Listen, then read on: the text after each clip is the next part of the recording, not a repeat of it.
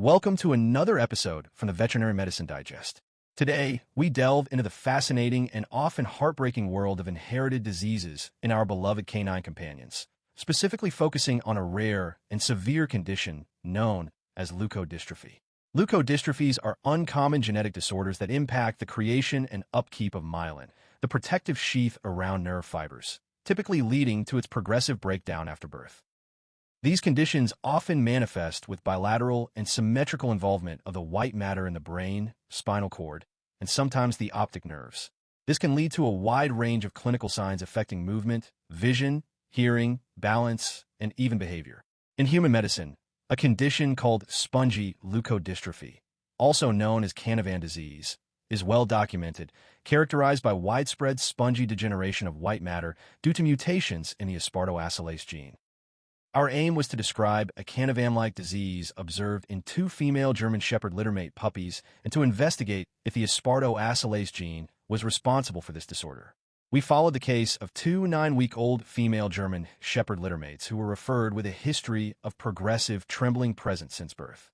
Upon examination, both puppies showed severe, high-frequency, low-amplitude trembling that worsened significantly with movement. They also exhibited marked growth retardation compared to their male littermates. Due to the worsening of their clinical signs and a poor prognosis, the animals were humanely euthanized. A presumptive diagnosis of a myelinopathy was established. Detailed examination of their tissues after death revealed striking changes. The white matter of their central nervous system showed severe, diffuse spongiosis, which means a bilateral vacuolation, primarily in the cerebellum, brainstem, and spinal cord.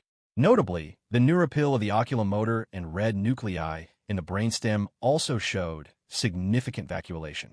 Staining techniques revealed a severe and widespread loss of myelin throughout their entire central nervous system. Furthermore, there was notable astroliosis, an increase in specialized brain cells called astrocytes, throughout the brain and spinal cord. Occasional single-cell death of glial-like cells was also identified.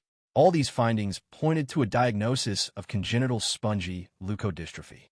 Based on these findings, a genetic cause was highly suspected, and the aspartoacylase gene was investigated. Genetic sequencing of this gene in the affected puppies, their parents, and other control dogs identified several variations. However, the analysis of these genetic variations, including those that led to changes in amino acids, indicated that they were unlikely to be the cause of the disease. Furthermore, under the assumption that this congenital spongy leukodystrophy is inherited in a recessive manner, the genetic results allowed us to exclude the aspartoacylase gene as the cause for this specific disease in these German Shepherd puppies. In our discussion, we noted that the condition in these puppies bore a striking resemblance to human Canavan disease, particularly in the distribution of affected areas within the central nervous system, including the cerebellum, brainstem, spinal cord, and even the subcortical U fibers. However, the tremors observed in the puppies were more prominent than typically noted in humans with spongy leukodystrophy, possibly explained by the involvement of specific nuclei in the midbrain. We ruled out other primary spongy myelinopathies and hypomyelinogenesis because of the severe myelin loss and other specific pathological features.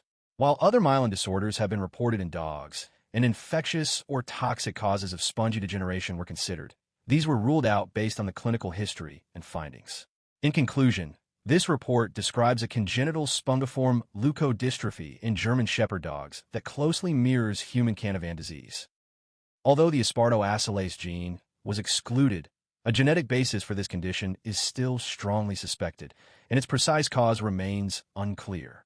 Thank you for listening to the Veterinary Medicine Digest. The title for the reference paper is in the video description.